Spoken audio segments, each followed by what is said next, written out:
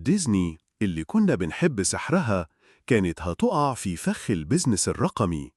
في 2019 ديزني دخلت عالم البث الرقمي بقوة.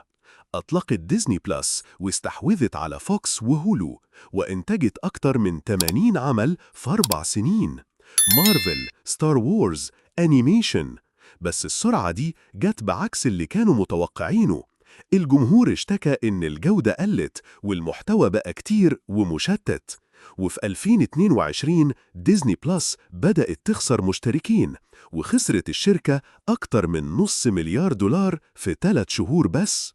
في 2023 قررت ترجع خطوة لورا بإنها قللت الإنتاج وركزت على الجودة، ورجعت للسحر الكلاسيكي اللي الناس بتحبه.